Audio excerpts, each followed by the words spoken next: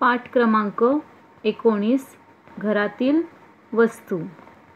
बालमित्रांनो, मागील पाठात आपण माझे घर यामध्ये स्वयंपाकघर, बाथरूम, बैठक खोली याबद्दल माहिती अभ्यासली होती।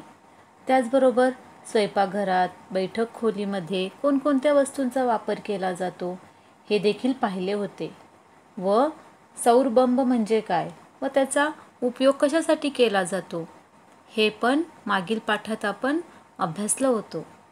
चला तर आज आपण स्वयंपाकघरामध्ये कोणत्या कोणत्या वस्तूंचा वापर केला जातो हे पाहूयात। पाठ क्रमांक 19 घरातील वस्तू। पहा, ऐका, वाचा। स्वयंपाकघरातील वस्तूंपुढे बरोबर अशी खूण करा। बैठकीच्या खोलीतील वस्तूंपुढे गोल अशी खूण करा। इतर ठिकाणी असलेल्या वस्तूंपुढे त्रिकोण अशी खूण करा। चला तर पाहूया। डबा, कढई, सांडशी, गाळणी व चमचा या 5 वस्तूंविषयी माहिती पाहूया। हे पहिले चित्र आहे।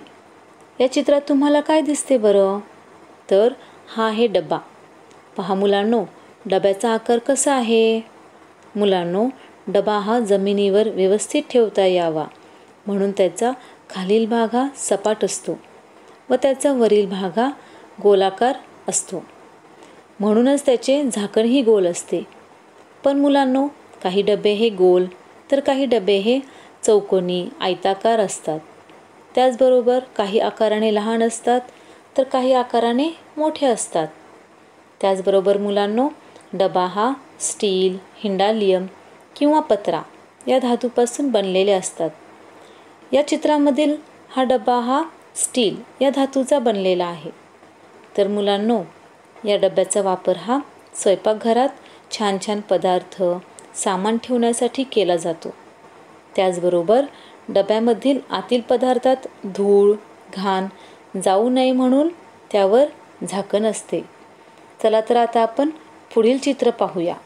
ही आहे कढई। कढई ही गोलाकार असते। ती वजनाने कमी किंवा जास्त वजनाची असते।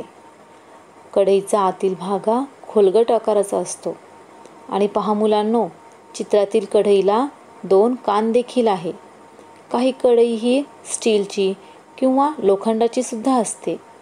लोखंडाच्या कढईमध्ये बनवलेले पदार्थ हे आरोग्यासाठी पौष्टिक असतात।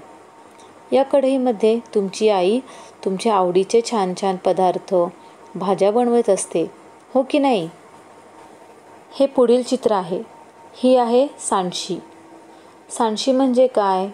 तर मुलांनो, सांडशी म्हणजे एखादे पातेले किंवा भांडे गरम असल्यास ते पटकन उचलता येत नाही, कारण आपल्या हाताला चटके बसतात। त्यामुळे आपण त्यावेळी सांडशीचा वापर करतो। तर सांडशी ही आपल्या हाताला चटका किंवा इजा होऊ नये म्हणून आपले संरक्षण करते।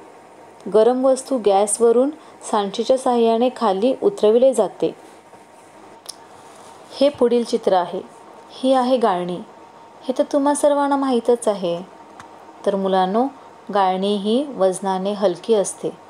त्याचा वापर आपण चहा, कॉफी किंवा ज्यूस गाळण्यासाठी केला जातो। आणि मुलांनो, काही गाळणी ही प्लॅस्टिक तर काही स्टीलची असते। गाळणीचा खोलगट भाग हा जाळीदार असतो। तर मुलांनो, हे शेवटचे चित्र आहे। हा आहे चमचा। मुलांनो, चमच्याचा वापर हा अन्नपदार्थ खाण्यासाठी केला जातो। लहान मुलांना चमच्याच्या साहाय्याने औषध, पातळ पदार्थ दिले जातात। आपले हात खराब होऊ नये म्हणून आपण अन्न खाण्यासाठी चमच्याचा वापर करतो। चमच्याचा पुढील भाग हा थोडासा खोलगट असतो व त्याला धरण्यासाठी मागील भाग हा चपट्या आकाराचा असतो। तर मुलांनो, अशा प्रकारे आज आपण पाठ क्रमांक 19 घरातील वस्तू यामधील डबा, कढई, सांडशी, गाळणी व चमचा या 5 वस्तूंविषयी माहिती अभ्यासलेली आहे। धन्यवाद।